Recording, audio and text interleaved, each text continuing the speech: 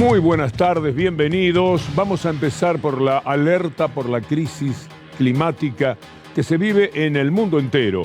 Vamos a hacer una recorrida y vamos a ir por varios países para que usted vea el desastre que se está registrando en materia climática en la República de Filipinas, por ejemplo. Allí vamos con estas imágenes que significan un estado desastroso de Filipinas frente a lo que es una inundación que ya ha provocado 40 muertos hasta este momento. Fíjese usted que las imágenes son altamente demostrativas de lo que se vive en decenas de países hoy día en el mundo entero. Nosotros estamos tomando alguna referencia, en este caso a Filipinas, pero podemos saltar a Sudáfrica y ver los aludes por los temporales, lo que allí está generando, además de los 40 muertos de Filipinas, lo que sucede en Sudáfrica bajo el agua. Al menos 45 muertos por los aludes, penetrando en las ciudades, llevándose todo por delante. Así se está viviendo en distintas partes del mundo. Permítame ahora ir por Australia. Esta es apenas una ilustración parcial, muy parcial, de lo que pasa en el mundo. Miles de evacuados por estos temporales y todavía no se conoce el número de muertos, de desaparecidos. Pero esto es lo que le pasa hoy día al planeta, el ataque brutal de las aguas, de las tormentas, de los huracanes, y todo está referido, según lo que señalan los científicos, y hay acuerdo en ese sentido, a la crisis climática. Mire ahora en Brasil, vamos a pasar por un país cercano. En Brasil, las lluvias torrenciales ya dejaron 14 muertos. Quédese con estas imágenes. Filipinas, Sudáfrica, Australia, Brasil.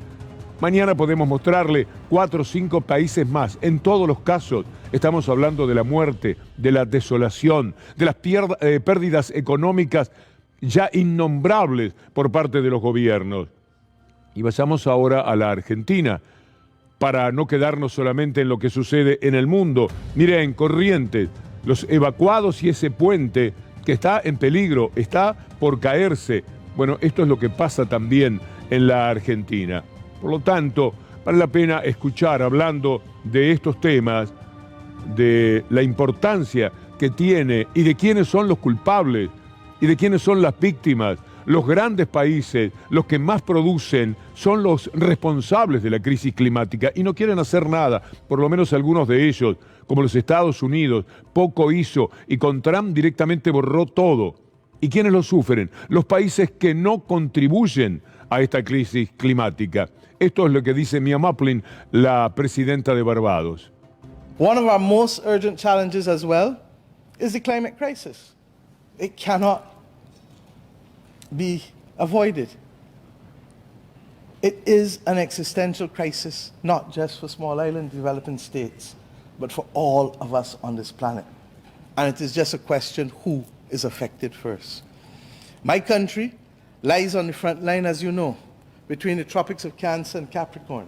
We have contributed little to the stock of greenhouse gases that has literally driven modern development from the industrial age. And in spite of that minimal contribution, the temperatures and the sea levels continue to provide significant damage to our countries and to our people. My friends, rich industrialized countries telling poor countries and less industrialized nations that they should care more for the environment will not solve the climate crisis. Esta es la verdad del mundo. Lo que dice Mia Mottley, la presidenta de Barbados, la mujer con la que estuvo reunido hace poco tiempo Alberto Fernández, ¿se acuerdan la gira que lo llevó primero a Rusia y luego a China? Allí está esta mujer diciendo algo tan pero tan cierto como que los países que nada aportan o muy poco a lo que es el envenenamiento de la tierra son las principales víctimas. Esto es bien el mundo al revés. Mire este destacado de Bloomberg, esta noticia referida a América Latina. ¿Cuánto le costó a América Latina y al Caribe en los últimos 20 años el cambio climático? La región ha perdido cerca del 2% de su Producto Bruto Anual. ¿Usted sabe cuánto es esto para cada uno de nuestros países? Algunos han caído el 3 o el 4, algunos un poco menos, sabemos y ese es el promedio. Y se prevé que las pérdidas agropecuarias solo en Brasil alcanzaron los 3.000 millones de dólares.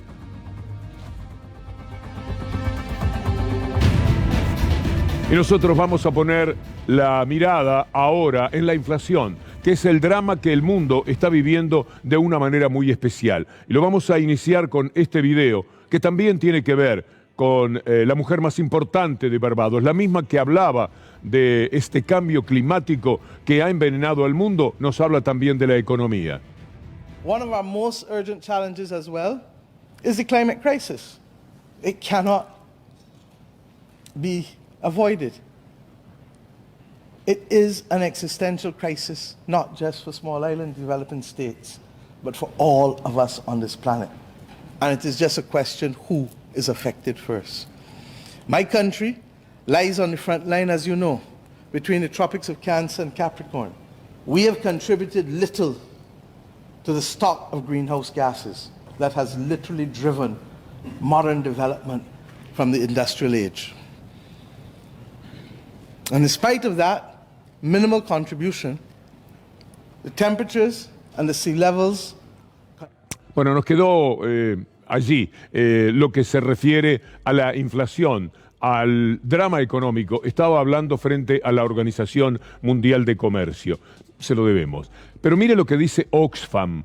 Esto también es dramático. 260 millones de personas caen en la pobreza extrema, según Oxfam, que es de lo más serio que hay hoy día en el mundo. Está hablando de la inflación. Esto provoca la inflación. Ya sabemos lo que ha generado en la Argentina, pero también lo que ocurre en el mundo entero. La organización pide condonar la deuda externa a los países en desarrollo ante la emergencia que está agravando la guerra en Ucrania en estos momentos. Bueno, en los Estados Unidos, si hablamos de la inflación, hablamos de algo que no sucede hace 40 años. Whether you're filling your gas tank or the grocery cart. Prices have gone up. Their overall grocery bill has gone up. From paying the rent to dining out. We used to eat out like once a week or something, and we hardly ever do that anymore.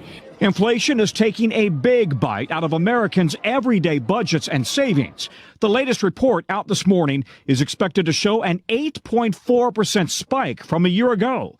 That would be the highest since December 1981, when Raiders of the Lost Ark was #1 at the box office, Ronald Reagan was president, and unemployment was pushing 10%. But the causes of inflation today are far different. A post-pandemic economic boom. The global supply chain still struggling with China in another COVID lockdown. And the war in Ukraine sending food and energy prices even higher. Mostrarle lo que pasa en Estados Unidos como consecuencia de esta inflación y de esta crisis económica. Ahora sí, lo que dice Mia Motley de Barbados sobre la economía ante la Organización Mundial del Comercio.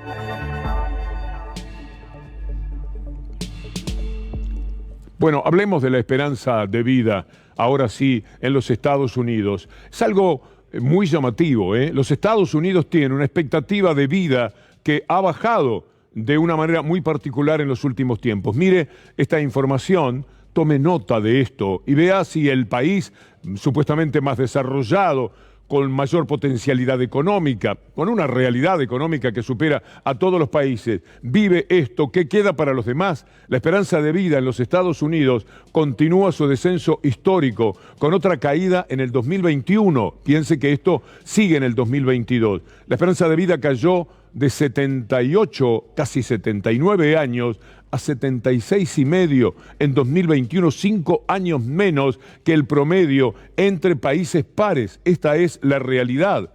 Y mientras tanto, cuando hablamos de la inflación y lo que está costando al mundo, aquí estuvo el ministro de Economía, Martín Guzmán, hablando también, y en estos términos, de la inflación. Martín Guzmán confirmó que la inflación de marzo superó el 6%. Imagine usted, pero será la más alta del año, es decir, de aquí en adelante podemos esperar algo mejor.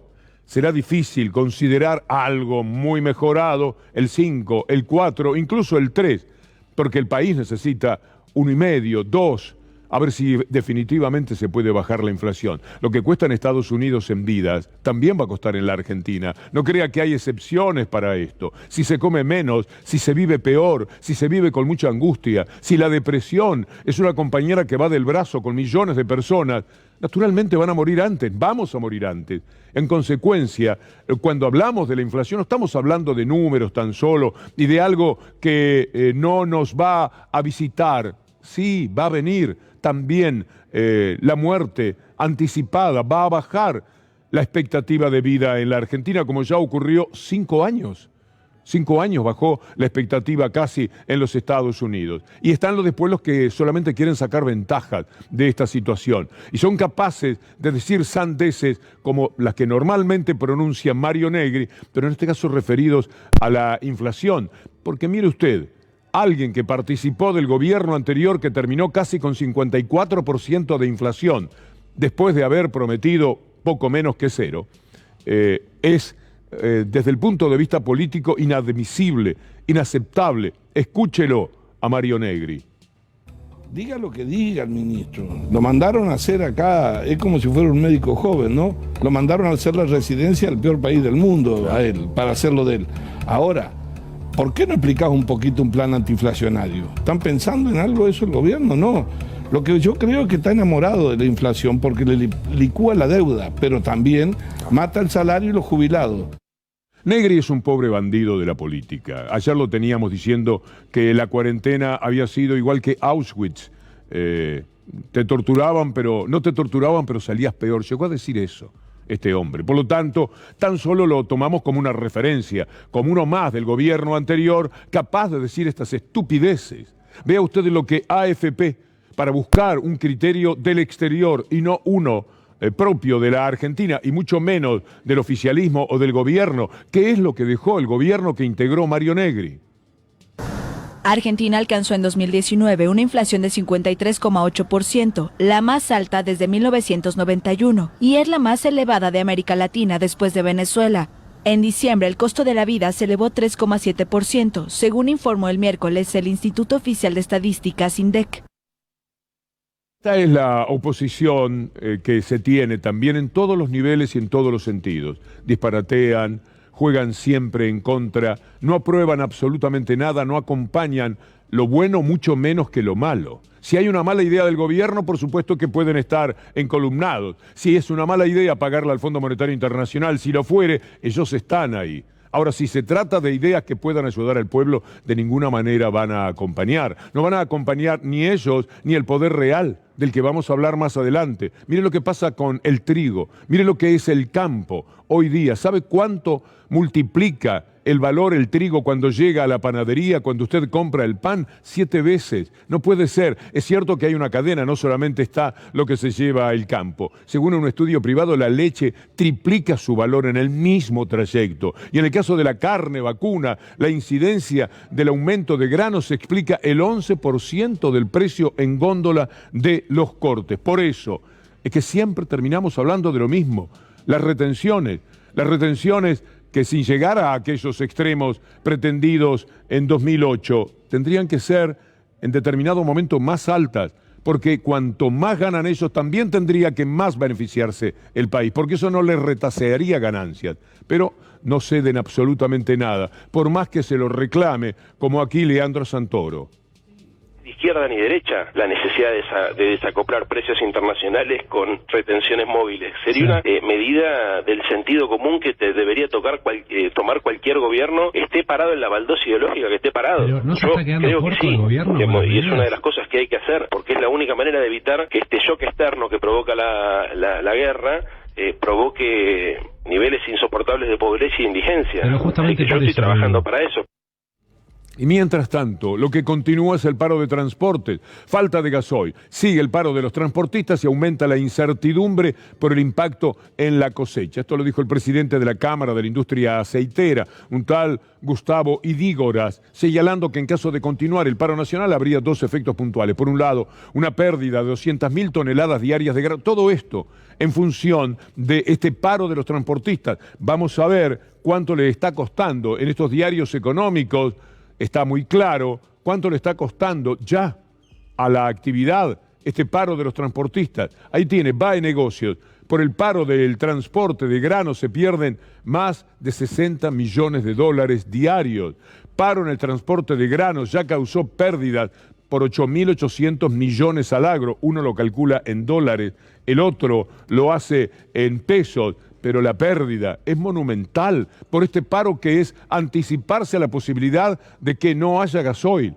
A esto juegan, a deprimir al país a como dé lugar, porque ellos no tienen ningún tipo de problemas. Lo tienen las gentes, lo tienen las personas, lo tiene lo que llamamos el pueblo, porque no pueden más, porque hay una situación entre la inflación, los salarios que cuesta muchísimo aumentarlos, una situación inmanejable en la mayoría de los hogares de la República Argentina. Y ellos tan campantes, permitiéndose todo, jugando a la política, pensando que no puede haber el mínimo crecimiento de ninguna actividad en el país porque hay que echar a este gobierno, para que venga el gobierno de ellos, que ya sabemos lo que fue capaz de hacer hasta el 2019, devastando por completo al país. Mire este destacado, esta noticia del diario La Nación sobre el alerta del campo. Ellos se ponen en alerta. Pero antes, ¿por qué? Porque Guzmán dijo lo que usted va a escuchar y después vamos al pedido de alerta al campo. Lo que buscamos es encontrar un mecanismo para poder redistribuir la renta inesperada, que no es producto de una inversión adicional que se genera hacia los sectores que más desprotegidos han quedado. Si nosotros, y estamos trabajando en ello, logramos el apoyo, esto obviamente va a requerir en su momento el apoyo del Congreso, para poder obtener parte de esa renta, tendremos más capacidad para efectivamente asegurar que la Argentina va en la senda de una distribución del ingreso más equitativa, con más instrumentos para apoyar a los sectores que hoy son prioritarios desde el apoyo que necesitan. La Nación dice que el campo se pone en alerta. Claro, imagine usted si Guzmán hubiera dicho que efectivamente va a ir a lo que pensamos que tendría que ir, a más retenciones. Si hubiera dicho eso, inmediatamente en La Nación dicen la frase de Guzmán que despertó preocupación y puso en guardia el campo. El ministro habló de un proyecto para redistribuir la renta inesperada, es decir, aquello que se gana de más. Pero mientras tanto, no hay una actividad en ese sentido, pero eso es igual, amenazan de inmediato a través de los diarios que son sus socios, a través en este caso de La Nación con el alerta del campo. ¿Y quién se pega a todo esto? Un verdadero delincuente, un hombre que roba a su hermana, un hombre que ha robado cuando era dueño de un diario, un hombre que ha sido presidente de la sociedad rural, que ocupa un lugar que no le corresponde y que también los tiene como verdaderos ocupas. Y lo digo para aquellos que todos los días están hablando de ocupas. La sociedad rural es ocupa en la famosa rural de Palermo. Es un personaje que hasta intentó quedarse con dinero de la sociedad rural, ¿se acuerda? 500.000 pesos o dólares, y que Laura Alonso le hizo devolver. ¿Cómo sería la cañada si el gato la cruza al trote? Bueno, así son las cosas. Le presento al personaje porque es el que vamos a escuchar hablando de estos temas. Según los lugares, se está vendiendo el gasoil a 160, 170 y 180 pesos el litro. Yo les voy a dar un par de números para que tengan una idea de lo que significa, por ejemplo, el gasoil para el campo. 1/3 del gasoil que consume la Argentina por año lo consume el campo. Esto significa en dólares por año 3.500 millones de dólares. 3.500 millones de dólares. Mucho. Entonces, ¿peligra, Echeverre, la agroexportación en un punto o no? Pero sí, sin ninguna duda, pero por ahí, discúlpenme que dé tantos números, pero lo que... No, pero es importante para tener la información, sí, claro. Bueno, si entre lo que se tiene que cosechar ahora, entre la soja y el maíz que se empieza a cosechar ahora, que se está cosechando, son 90 millones de toneladas. Sí. 90 millones de toneladas para llevarla al puerto, a la industria o a cualquier otro lugar a procesar, necesita 3 millones de viajes de camión. Uf. ¿Estamos en problemas entonces, Echeverre? Esta es la pregunta para el personaje que naturalmente se despacha con lo que después presenta como título La Nación de esta manera bien mafiosa. Porque esto es una visión sesgada. Falta de gasoil, tarifas, piquetes, todo mal. A las restricciones a las exportaciones, que es lo que les importa. Primero de carne y luego de trigo y maíz, todas medidas adoptadas tratando de salvar un poco el pan y la carne en la mesa de los argentinos, dice La Nación, se le suman los inútiles fideicomisos aceiteros, harineros y fideeros, es decir, todo aquello que les rasguña un poco de las increíbles, casi inaceptables ganancias que están llevando en estos momentos, así como las restricciones a las importaciones de algunos insumos, el retraso del tipo de cambio, la inflación galopante, y esta es verdad, y ahora la falta de gasoil, a la que se están anticipando totalmente. Vamos a ver qué pasa en la provincia de Buenos Aires. Vamos a buscar un recorrido un poco más positivo. Empezamos por el gobernador de la provincia, Axel Kicillof. Relevamiento y fiscalización de precios que vamos a llevar adelante con los 135 municipios de la provincia, sobre todo porque lo que vamos a fiscalizar y relevar son las canastas que establezca el gobierno nacional.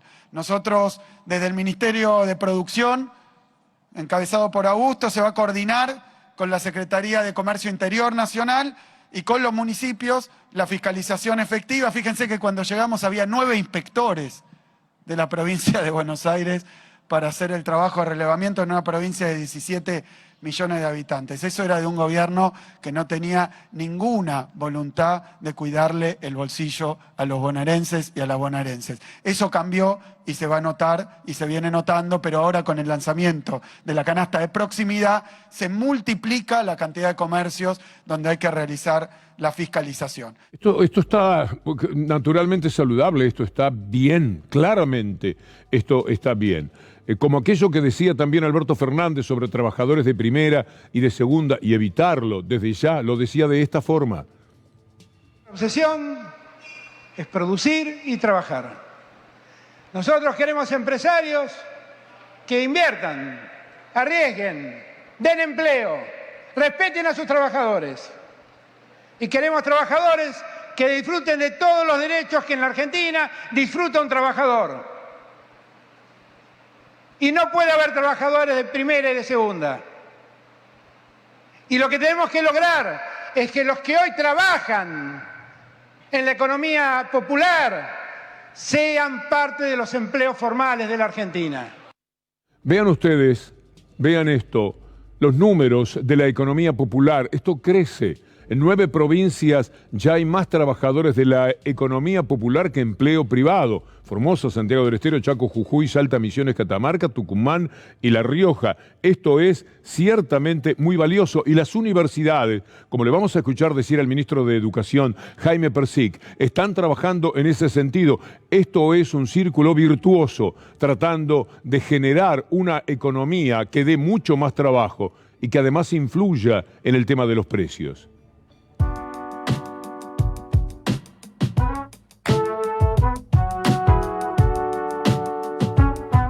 Construyendo vinculaciones con universidades nacionales, con varias universidades nacionales vinculadas a formaciones no tradicionales que necesitan los sectores populares y los que trabajan en organizaciones sociales. Y bueno, aquí comenzamos un trabajo que a nosotros nos parece muy importante.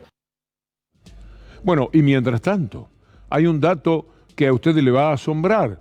Cada mes se suman 1000 cartoneros, como les llaman, en la ciudad de Buenos Aires. 1000 más cada mes. Mire este informe.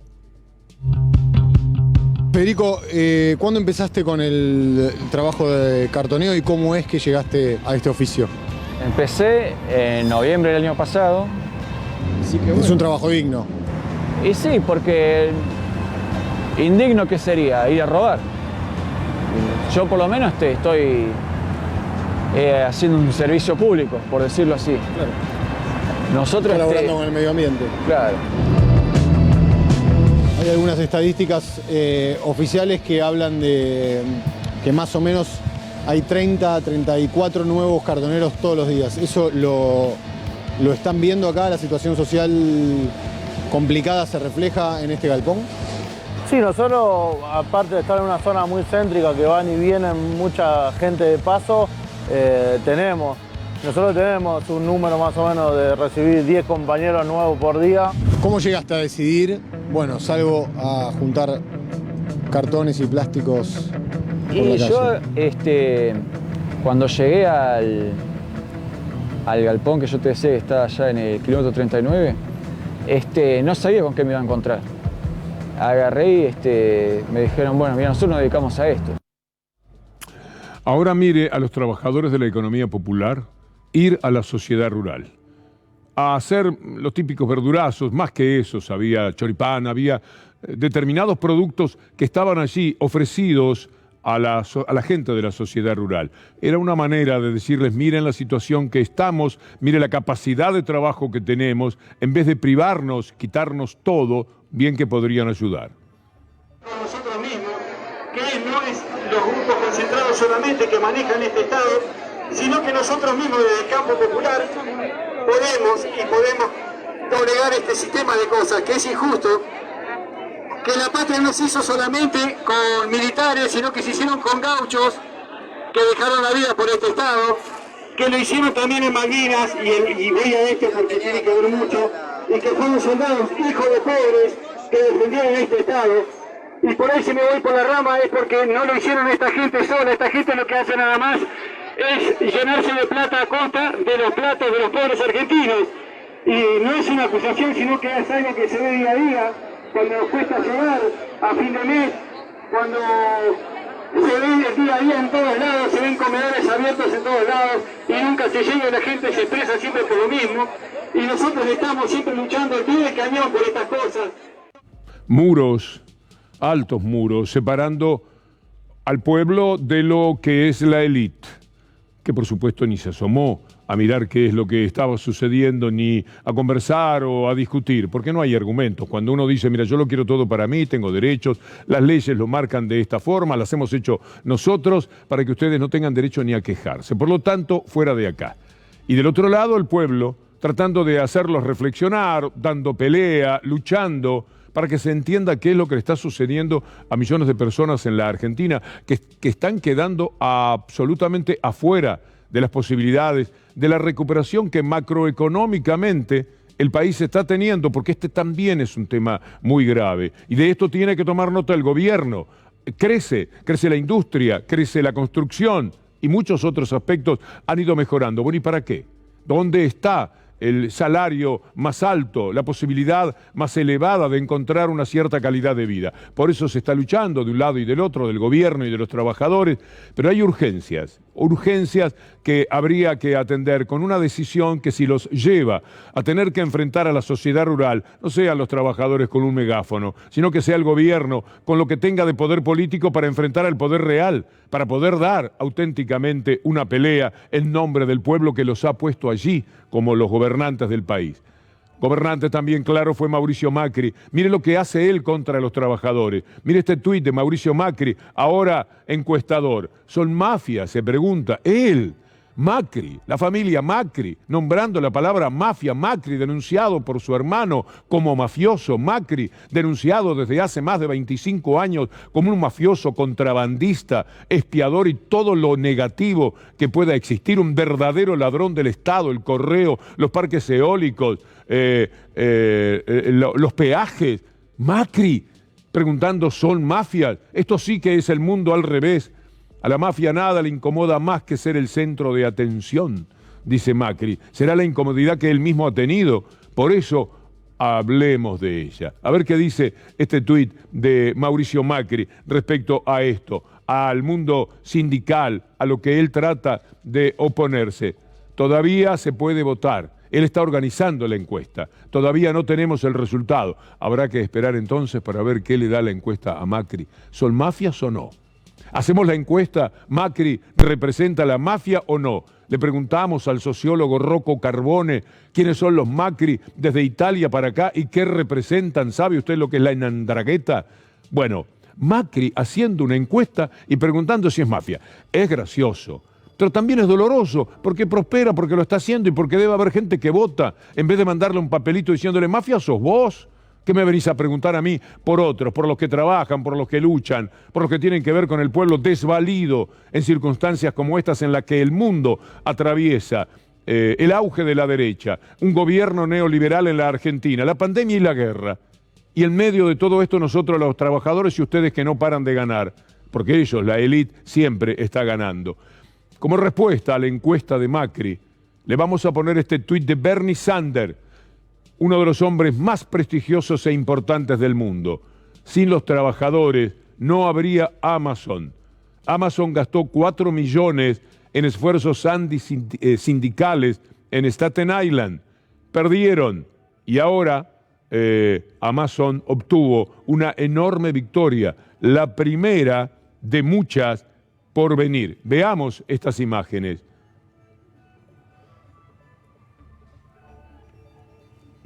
Estas imágenes, bueno, ya tienen que ver con otro tema. Había algo sobre ahí está, la sindicalización. Por primera vez, miles de trabajadores de Amazon en Nueva York votaron de la forma en que lo hicieron. We're tired of Amazon and this vote no crap. We're tired of these text messages, these emails, all this bull that they pushing. Amazon spent more than $4 million trying to prevent today's result. We don't believe that we need a union to be an intermediary between us and our employees. We work here, we know the conditions here, and we know that we can get better, we can do better. What kind of roadblocks do you think Amazon will throw up next? Boy, we probably can't even conceive of what they'll resort to. Jeff Bezos needs to ready to tang us because we're tired of working because there'll be no Amazon. Y ahora sí, vamos a presentar las imágenes que aparecieron allí fugazmente y que tienen que ver con un atentado hoy en Brooklyn, la ciudad de Nueva York. Tremendo, dejando muchos heridos, algunos de ellos con consecuencias que pueden generar que también la palabra muerte sea parte de este episodio vivido a plena luz del día en una de las estaciones más concurridas de la ciudad de Nueva York. Para informarnos de todo lo que pasó en esta jornada, saludamos a Matías Morales en Nueva York. Muy buenas noches. Hola, buenas noches. Así es, un ataque indiscriminado en el subte de Nueva York dejó 29 personas heridas. En algún momento se había hablado de 16, pero esta cifra fue en aumento. 10 de ellas por disparos con armas de fuego, aunque también se usaron explosivos. El hecho ocurrió en Brooklyn, como bien decías, en el subte de Sunset Park a las 8:30 de la mañana, una hora muy concurrida, sobre todo en dirección a Manhattan. Según los testigos, un hombre afroamericano que llevaba un chaleco naranja, como el que usan los empleados del metro, y una máscara de gas, detonó una granada de humo en uno de los vagones y comenzó a disparar. Cuando llegó la policía encontró varios explosivos que no habían sido detonados y poco más tarde anunció que había desactivado todos los que había encontrado, aunque estaban revisando también otras estaciones y trenes. Sin embargo, las autoridades pidieron evitar la zona, dado que el atacante no fue capturado ni identificado, dado que, como más tarde terminaría confirmando el alcalde de la ciudad, Eric Adams, las cámaras de seguridad del metro no funcionaban. La vocera de la Casa Blanca, Jen Psaki, comunicó a su vez que el presidente Joe Biden estaba siendo informado de la situación y más tarde este mismo publicó un mensaje en este sentido por Twitter, y la gobernadora del estado, Kathy Hochul, dijo que habían sido desplegados los equipos de emergencia y que iría informando a medida que la investigación avanzara. Por lo pronto, se aclaró que el hecho no estaba siendo investigado como un ataque terrorista y que de los heridos, 5 se encontraban en estado crítico, aunque no se temía por su vida. Nueva York está viviendo un aumento radical de incidentes con armas de fuego y en lo que va del año ya se produjeron 297 tiroteos, casi 40 más que en el mismo periodo del año pasado. Sí, los números finales entonces al culminar la jornada en Nueva York, ¿cuáles son? Porque hemos tenido un ascenso permanente. Los primeros datos que hablaban de 11, luego se llegó a 15, 16. Exactamente cuál es la cifra ya reconocida, Matías, por las autoridades de Nueva York, y se ha podido capturar, se está cerca, en todo caso, de capturar al autor de este atentado. Bueno, se está buscando una camioneta que fue captada por las cámaras y se cree que es el transporte que utilizó el atacante. Pero las autoridades, como decía en un primer momento, habían dicho que los heridos eran 16 y después los medios de comunicación dijeron que en realidad eran 29 y que 10 de ellos habían sido por armas de fuego, mientras que otros se terminaron lastimándose, escapándose o tratando de escapar del vagón, o también inhalando esta granada de humo que tiró el atacante. Bien, Matías, gracias por ahora. Vamos a hacer una pequeña pausa en nuestro programa y enseguida vamos a hablar del estado presente, de lo que esto significa, de la lucha y de la batalla que hay que dar. Es uno de los temas más fuertes, pero también de lo que es el poder real, oponiéndose siempre al estado presente. Ya venimos. Sabe usted que en el debate de modelos nosotros siempre abogamos por el Estado presente.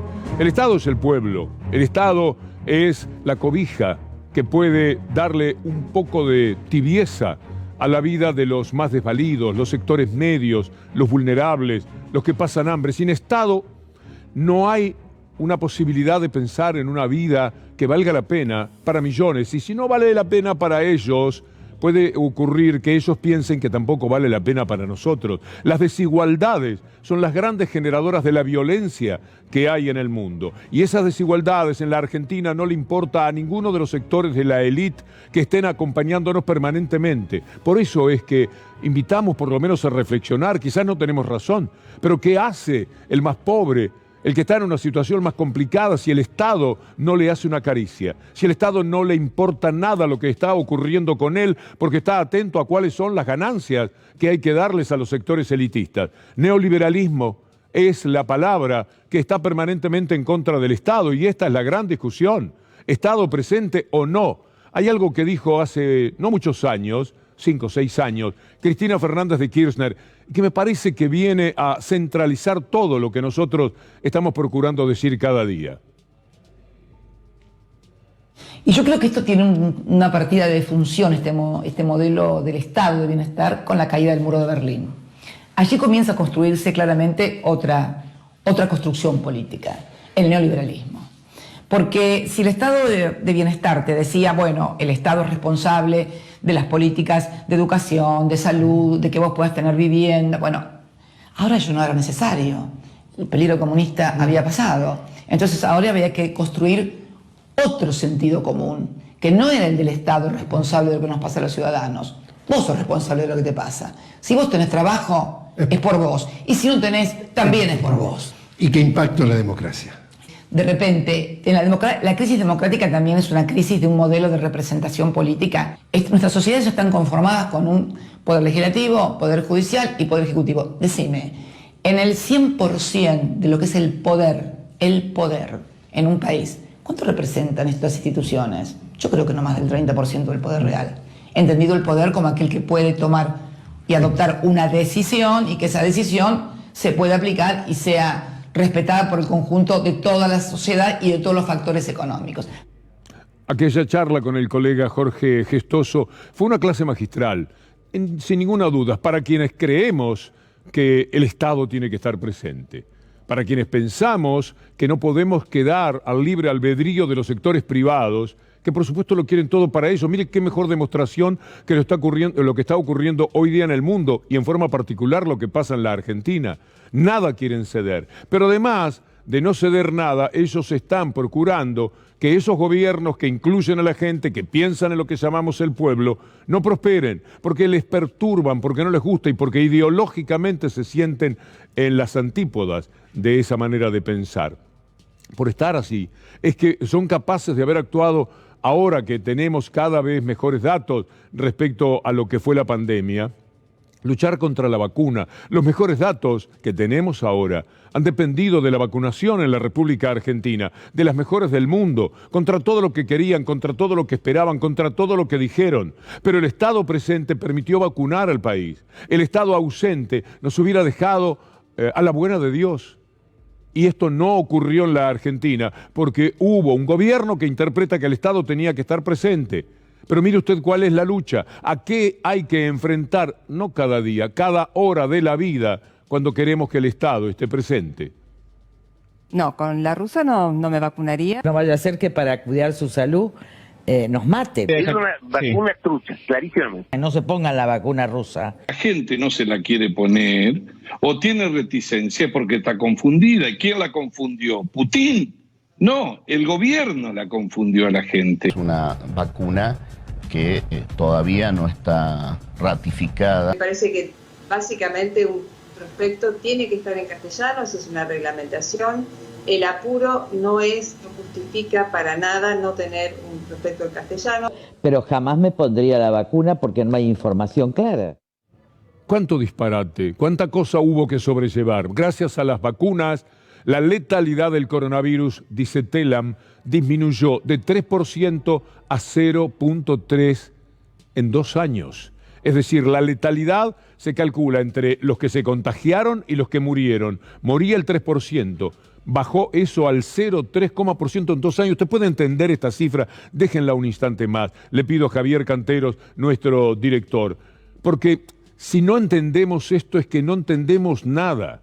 Bajó gracias a la vacuna la muerte del 3% al 0,3%. ¿Cuántas personas volvieron a sus casas después de haberse contagiado el coronavirus en etapas en las cuales fue declinando por completo el número de muertes como está ocurriendo ahora? Mire entonces este otro dato, esta información que es negativa en apariencia y sin embargo esto que está presentado como algo horrible es tan pero tan bueno y se lo vamos a demostrar. 241.000 vacunas contra el COVID se descartaron y no pudieron aplicarse en la Argentina. ¡Qué barbaridad!, dice usted. Pero 241.000 vacunas, ¿cómo puede ser? Son datos desde el inicio de la campaña de vacunación, etcétera. Esto es luchar contra el Estado, decir que fracasó frente a lo que es un éxito rotundo, porque ahora mire cuál es la verdad. Mire esta placa, acuérdese de las 241.000 vacunas. ¿Sabe cuánto significan esas 241.000 vacunas? El 0,2%. El total de dosis descartadas por vencimiento solo representa el 0,2% de las dosis distribuidas de una Argentina que ya lleva donadas más de 5 millones de dosis a varios países del mundo. No se puede luchar así. Es muy desparejo. Le presentan al lector 241.000 vacunas fueron descartadas. 141.000 es un número impresionante. Usted dice, pero ¿cómo puede ser? ¡Qué desastre que son! ¡Qué desatentos! ¿Quiénes son estos incapaces? Y usted se pregunta esto de quienes han sido muy capaces, muy luchadores y muy eficaces en la lucha para generar mucha menos muerte en la República Argentina. Es muy cruel, pero esta es la lucha de todos los días. Saben presentar las noticias para que usted entre en el desquicio, para que usted diga, qué barbaridad, ni para esto sirvieron. Y usted está vacunado, su familia está vacunada. Usted sabe lo que significó la vacuna ahora, porque lo ve a su alrededor, tiene la percepción. Pero le dicen de ese número, y usted inmediatamente se pone en contra. Dice, no puedo con esta gente, qué mal gobierno. No es justo. No es justo levantarse cada día después de haber luchado a brazo partido, después de dar lo que se da en actividades siempre mal miradas, siempre mal vistas, que uno se pregunta, ¿para qué se meten en estas historias? Porque lo que sale bien, si no son parte del poder real, va a ser disimulado. Salvo que usted sea Macri, mafia de Macri, entonces sí va a ser protegido por las mafias de los sectores dominantes. Pero si usted quiere luchar por el pueblo y esto está en contra de ellos, naturalmente lo van a atacar todos los días. Y entonces le ponen 241.000 vacunas. ¡Qué bárbaros! ¡Qué inútiles! Y en cambio, la noticia es extraordinariamente positiva. Mire este tuit de Oscar Trota, del Garrahan, que también es bueno. Hoy, después de 2 años de pandemia, volvimos a vacunar a las abuelas de todes. Estamos hablando de la gripe. Nos recibieron en su casa, más jóvenes y fuertes que nunca. Estela con el cariño siempre nos regaló un mensaje por los 35 años del Garrahan y un pañuelo con dedicatoria. Pero mientras tanto, y cuando el Estado avanza, en este caso hablamos de Aerolíneas Argentinas, como en tantas ocasiones, el concepto que uno tiene de Aerolíneas Argentinas, cualquier cosa que hubiera pensado antes, después de lo que sucedió en la pandemia, ya tendría que ser mejor. Pero por otra parte, en medio de todas estas dificultades del mundo, está cada vez mejor. Ahora está anunciando la reapertura de los vuelos a Cuba. Claro, como es Cuba, el inútil de Dietrich, que dejó en su historia en la humanidad unas bicisendas, va a estar en contra. Escúchelo. Estos 2 últimos años, y seguramente este año también, 2022, Aerolíneas pierda $700 millones. Eso te lleva a que si este año se da esa cifra, que yo creo que es probable que sea mayor, hoy anunciaron un vuelo inentendible de Aerolíneas a La Habana, que eso va a incrementar el déficit de aerolíneas. A mí me gustaría un día que cuando el presidente de Aerolíneas anuncia un vuelo, diga, esta es la rentabilidad del vuelo y esta plata vamos a ganar, porque es una empresa pública, no es una empresa privada. Se ha estudiado, es la rentabilidad. Eso lo terminaron en 2016 porque era Cuba.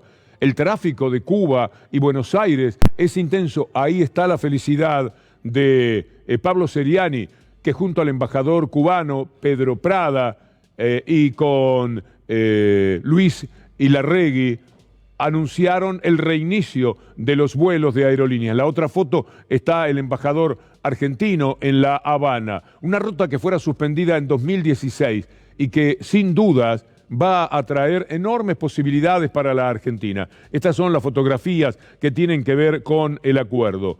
La Argentina recibió durante el verano, allí en la parte inferior está Luis Ilaguirre, el embajador de la Argentina en Cuba, que tuvo mucho que ver con el embajador cubano en la Argentina y las autoridades de Aerolíneas Argentinas para hacer realidad un tráfico que seguramente será muy intenso por motivos referidos a la salud, al turismo, etcétera, entre La Habana y Buenos Aires. Me gustaría, al cabo de un año, mostrarle a Dietrich, destacado inútil de los funcionarios que estuvieron hasta 2019, qué va a hacer de las ganancias, del hecho positivo que significará para Aerolíneas, porque si no hay que bajar todas las líneas. La única manera de ganar sería, si usted con Roma no les gusta, se volvió a poner Roma y se pierde con Roma, y se pierde con Cuba, y así sucesivamente. El único negocio de una aerolínea es no volar. ¿Para qué? Para que ellos, sus amigotes y las empresas que vendió Macri, estafando a Bianca, Maquer, ¿se acuerda de eso? Bueno, sean los que finalmente tengan todas las rutas y sean los que terminan ganando, porque ellos sí se meten en el negocio. ¿Y por qué entran en el negocio? ¿Porque es tan pero tan malo? Vea usted lo que son los turistas que han entrado a la Argentina en este año. Argentina recibió más de 1 millón de turistas del extranjero en el verano. Me parece que eso no está para nada mal.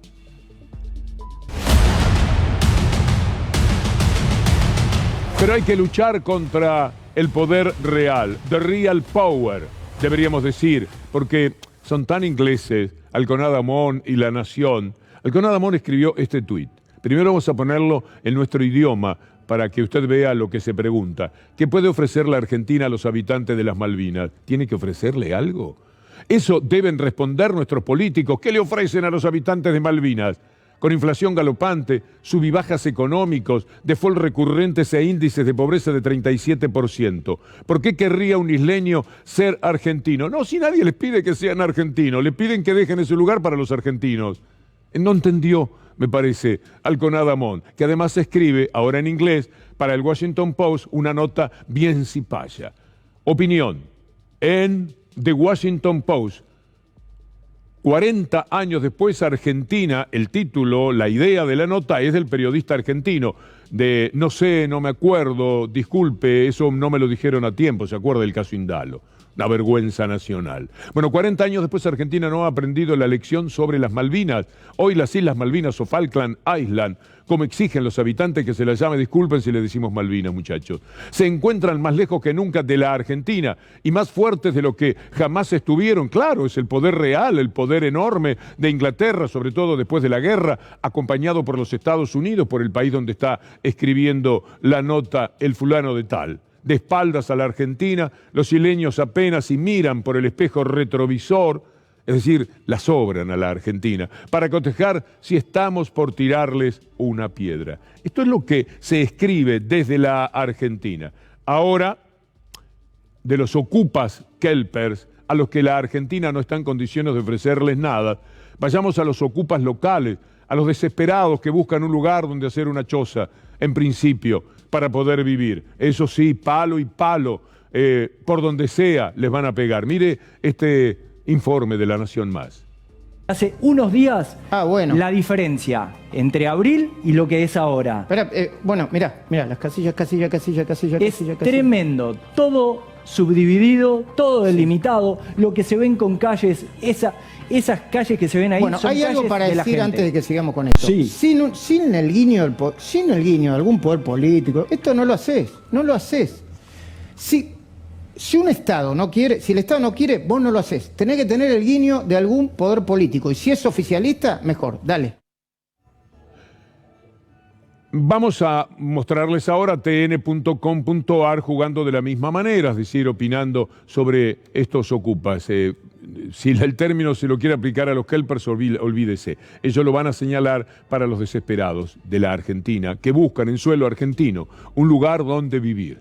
Con un polémico fallo, la justicia avaló la mayor toma de tierras bonaerenses. Por supuesto lo hacen por alguien a quien tienen apuntado de toda la vida, Alejo Ramos Padilla, que en su momento fue quien señaló la presencia del espía mayor, que tenía por lo menos el más visible, el diario Clarín, en causas donde la corrupción le caminaba por encima.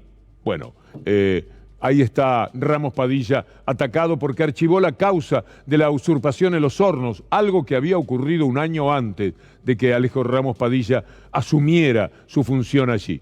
Consideró que no hubo delito porque ocurrió por la tarde, es mentira. Jamás Ramos Padilla dijo eso que TN con toda naturalidad miente. Jamás dijo que se archivaba la causa porque la invasión había ocurrido en horas del día, lo cual parece una verdadera locura. Quiero volver por un instante a los ocupas que a ellos no les importan para nada. Mire, los kelpers, ¿dónde tienen la fortuna de contar con un stand en una exposición internacional? La polémica es por un stand propio de la Falkland, que promociona el turismo en las islas de Brasil, en Brasil.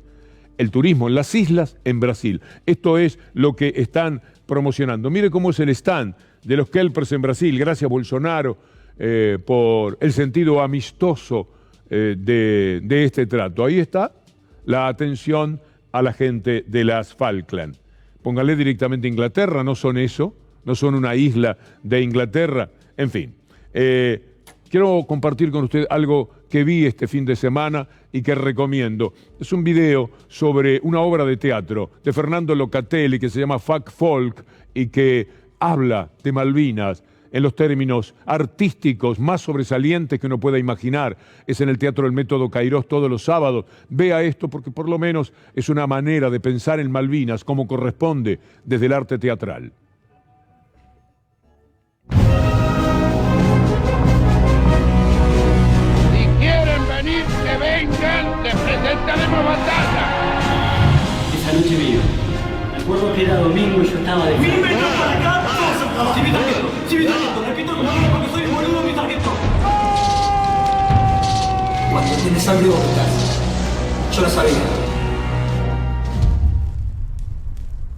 La obra se llama Fuck Folk, en un teatro muy amigo, muy querido, el Método Cairós. Vea ahora una exposición de la Biblioteca Nacional, ahí en la calle Agüero, una gran exposición que invita a pensar sobre Malvinas. Esto está todos los días, desde las 9 de la mañana hasta las 9 de la noche. Contar Malvinas, una gran oportunidad, lo decimos con el saludo para Guillermo David y toda su gente, la curadora, la gente de prensa, que nos llevó a esta exposición que recorrimos con un enorme gusto y que nos permitió acercarnos en la piel, en el sentimiento, en la sensibilidad a un hecho que ahora, por suerte, nos tiene a buenas con la historia de Malvinas. Las cartas de los soldados, lo que ocurre con los libros que se han publicado, fundamentalmente en 1910 el de Paul Broussac, que luego se convierte en el librito que seguramente en mi generación fundamentalmente, y los que están un poquito más atrás, un libro que se publica, librito pequeño, lo recuerda, ¿verdad?